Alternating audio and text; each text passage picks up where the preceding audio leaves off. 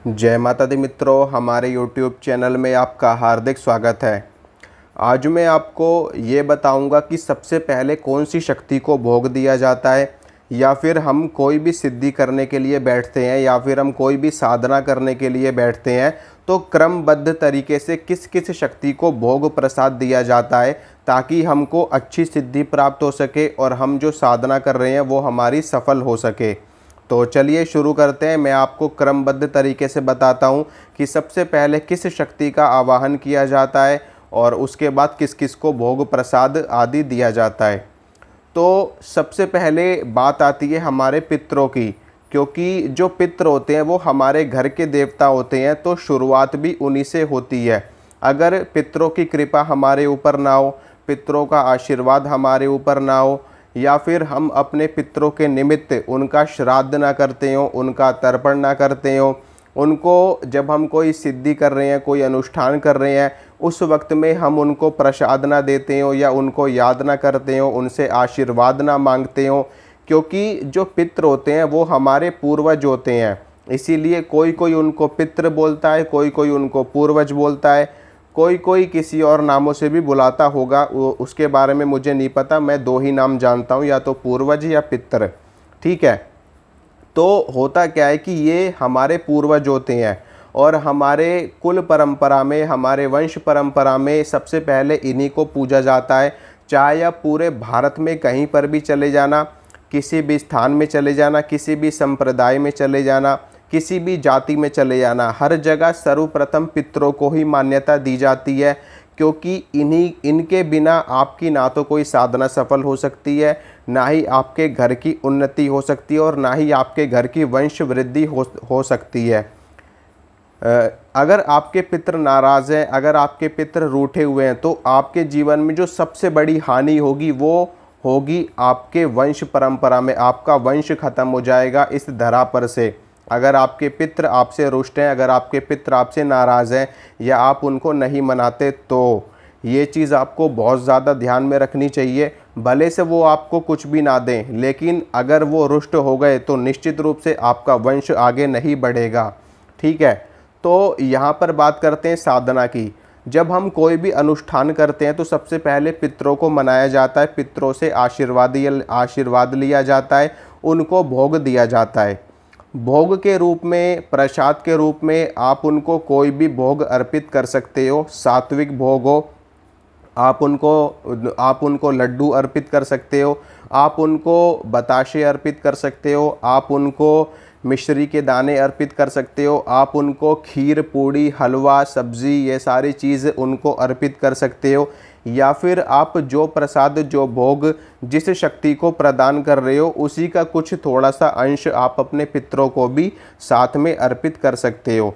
पितरों के बाद में बात आती है हमारे कुल देवता की। पितरों के बाद हमारे कुल देवता चलते हैं। मैं आपको एक प्रैक्टिकल चीज़ बता रहा हूँ। वैसे तो अग्र पूजा के अधिकारी भगवान आदि गणेश होते हैं, लेकिन प्रैक्टिकली जो साधनाएं चलती हैं, प्रैक्टिकली जो भगताई चलती है, प्रैक्टिकली जो चीज़ें चलती हैं, उस चीज़ के बारे में मैं आपको बता रहा हूँ। तो ये सारी तो थ्योरेटिकल बातें हो गई कि भगवान गणेश की सबसे पहले पूजा करी जाती है। बिल्कुल ये बात सत्य है, भगवान गणेश की पूजा सबसे पहले करी जाती है। लेकिन अगर आप प्रैक्टिकली भगताई की लाइन में जाओगे, प्रैक्टिकली साधक बनोगे और जब आप साधना में आगे बढ़ने लगोगे, तब आपको इन चीज़ों की जानकारी मिलेगी, अपने गुरु से मिलेगी, अपने शिक्षक से मिलेगी। तो पितरों का भोग देने के बाद में दूसरा नंबर आता है हमारे कुल देवता का। जैसे हमारे पितृ हमारे डीएनए की एनर्जी होती हैं और हमारे पूर्वज होते हैं, ऐसे ही हमारे कुल देवता होते हैं। कुल देवता का कार्य भी होता है उस कुल को आगे बढ़ाना, उस कुल को आगे लेकर के जाना। तो दूसरे नंबर पे कुल देवता को भोग प्रसाद दिया जाता है। जिस प्रकार से पितृ आपका वंश आगे नहीं बढ़ने देते, उसी प्रकार से अगर आपके कुल देवता भी नाराज़ हैं तो वो भी आपके वंश को आगे नहीं बढ़ने देंगे। चाहे तो कितनी भी कोशिश कर लेना, किसी भी शक्ति को आप लगा लेना।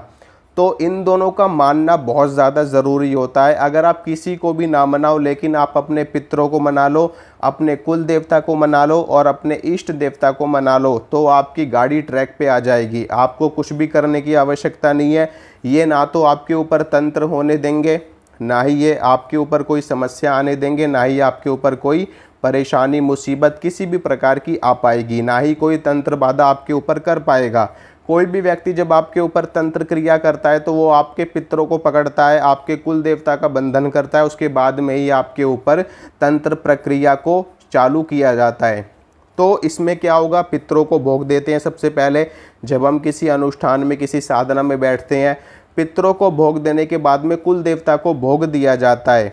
भोग आपकी इच्छा है, ठीक है। आप 2 लड्डू पितरों के नाम से निकाल सकते हो, 2 बूंदी के लड्डू अपने कुल देवता के नाम से निकाल सकते हो। अब कुल देवता का भोग निकालने के बाद में फिर बात आती है चौराहे की शक्ति की। चौराहे की जो शक्ति होती है वो माता शीतला होती हैं, और माता शीतला को भोग दिए बिना, उनको प्रसाद दिए बिना कोई भी शक्ति वो प्रवेश नहीं करने देती उस स्थान पर जहाँ पर आप साधना कर रहे हो।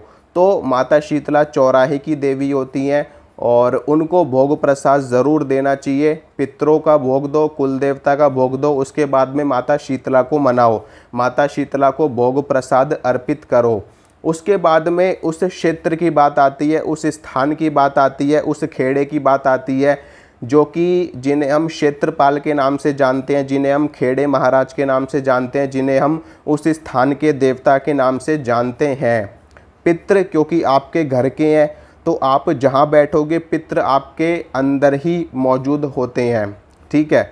मतलब कि मेरा कहने का अर्थ ये है, ऐसा नहीं कि आपके शरीर में पितृ बैठे हुए हैं, वो चीज़ नहीं है। मेरा कहने का आशय ये है कि मान लीजिए आप किसी घर में हैं, आप किसी घर में साधना कर रहे हैं और उस घर में जो पितृ होते हैं वो बिना किसी रोक टोक के आ जा सकते हैं, लेकिन कोई अन्य शक्ति आपके पितरों की मर्जी के बिना उस घर में प्रवेश नहीं कर सकती। पितरों की इतनी बड़ी सत्ता होती है अपने आप में।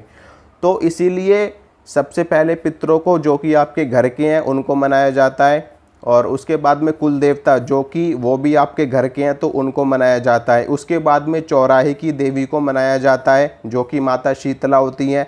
उसके बाद में उस स्थान के देवता को मनाया जाता है, क्योंकि चौराहे के बाद में स्थान की बात आती है, तो उस स्थान के जो देवता हैं उनको मनाना ज़रूरी है। क्योंकि कोई भी व्यक्ति अगर आपके ऊपर तंत्र क्रिया करता है तो वो उस स्थान के देवता से परमिशन लेता है, उस स्थान के देवता से आज्ञा लेता है, उनको भोग प्रसाद देता है, उसके बाद ही कोई तंत्र क्रिया आपके ऊपर छोड़ी जाती है। तो स्थान के देवता को भोग प्रसाद दिया जाता है, ठीक है। स्थान के देवता को भोग प्रसाद देने के बाद में उस पूरे के पूरे क्षेत्र के देवता को, जो वहाँ का प्रधान होता है, जो वहाँ की प्रधान शक्ति होती है, पूरा का पूरा क्षेत्र, जैसे कि पूरा का पूरा स्टेट लिया जाता है अपने आप में, जैसे कि पूरा का पूरा यूपी राज्य हो गया, ठीक है। अब जो पूरे यूपी की जो प्रधान शक्ति है उनको लिया जाता है। उसके बाद में फिर उसके अंदर भी कई सारे क्षेत्र आ गए, कई सारे स्थान आ गए, तो हर जगह के देवता अलग अलग हो जाते हैं। बिल्कुल इसी प्रकार से हर जगह का नियम लागू होता है। तो यहाँ पर भी बात यही आती है, क्षेत्र के बाद में पूरे के पूरे राज्य के जो देवता होते हैं उनको प्रणाम किया जाता है, उनसे परमिशन ली जाती है, उनसे आज्ञा ली जाती है। ये बहुत अंदर की बातें, ये आप नहीं समझ पाओगे। ये बहुत से लोग, हो सकता है कुछ एक लोग आप में से समझ पाएँ, बाकी के लोग नहीं समझ पाएंगे इस गहरी बात को, क्योंकि ये अंदर की बात है, भगताई के अंदर की बात है। जब आप भगताई में प्रवेश कर जाते हो तो उसके अंदर की ये सारी चीज़ें हैं, और ये धीरे धीरे आपके सामने खुल करके आती हैं। तो उस राज्य के देवता के बाद में फिर उसके बाद में जिस देवता की आप सिद्धि कर रहे हैं, भूमिया देवता के नाम से भी एक देवता होते हैं, उनको भी मनाया जाता है। जो हमारी जो धरती माता होती हैं, जो हमारे भूमिया देवता होते हैं, उनको मनाया जाता है, उनको भोग दिया जाता है। यानी कि जो वास्तु पुरुष एक तरीके से हो जाता है, लेकिन यहाँ पे कहने का अर्थ अलग होता है थोड़ा सा। भूमिया देवता के नाम से उनको भोग प्रसाद दिया जाता है। उसके बाद में उस शमशान की जो शमशान खेड़े की जो शक्ति होती है, उस शक्ति को भोग दिया जाता है।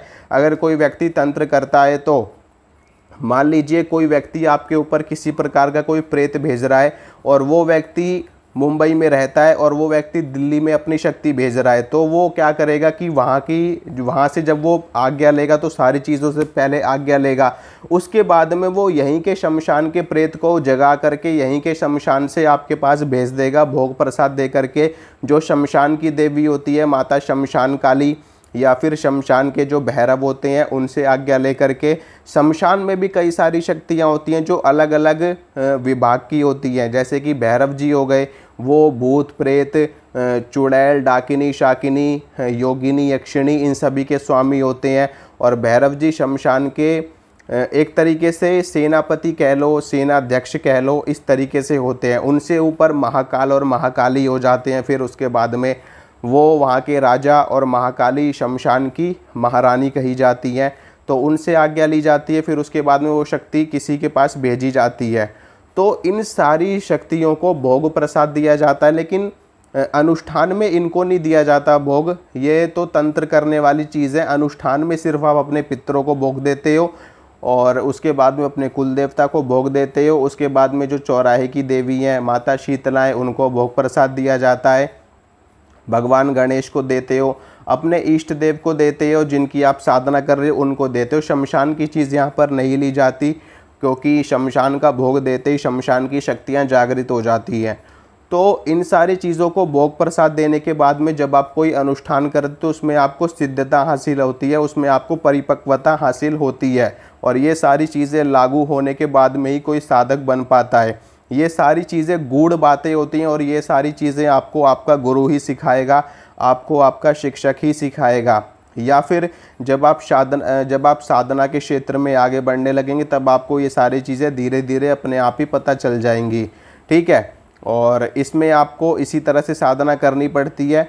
अगर आप माँ दुर्गा की साधना कर रहे हैं तो माँ दुर्गा के साथ में पंच देवता तो चलते ही चलते हैं, साथ में इन सारी चीज़ों को भी चलाना पड़ता है। तब जा कर के देवी का साक्षात्कार आप कर सकते हो, तब जा कर के देवी की कृपा आप प्राप्त कर सकते हो। ऐसे ही नहीं कि सीधा सीधा देवी की साधना करने बैठ गए और आपने किसी शक्ति को कोई भोग नहीं दिया, किसी शक्ति से कोई प्रार्थना नहीं करी, किसी शक्ति से आपने विनती नहीं करी, किसी शक्ति को नहीं मनाया, सीधा सीधा आप माँ दुर्गा की साधना करने बैठ गए। नहीं, माँ दुर्गा की साधना करने से पहले भगवान गणेश को मनाया जाता है, हनुमान जी को मनाया जाता है, भैरव जी को मनाया जाता है और भगवान शंकर को मनाया जाता है। उसके बाद ही आप माँ दुर्गा तक पहुँच सकते हो। ठीक है। इसके साथ में आपको पितरों को मनाना पड़ेगा और अपने कुल देवता को मनाना पड़ेगा, और इन सभी देवताओं को मनाने के बाद में आप माँ दुर्गा तक पहुँच सकते हो। ठीक है। उसमें भी बहुत सारी चीज़ें होती हैं, तो ये आपको अच्छे से सोचना समझना है। उसके बाद में फिर आप इन चीज़ों को करने के बाद में किसी साधना में सफलता प्राप्त कर सकते हो। ठीक है मित्रों, तो यही जानकारी मैं आपको देना चाहता था। आशा करता हूँ जो जानकारी मैंने आपको दी आपको अच्छी लगी होगी, पसंद आई होगी। तो वीडियो को लाइक करना, वीडियो को शेयर करना और चैनल को करना सब्सक्राइब। मिलूँगा आपसे अगली वीडियो में।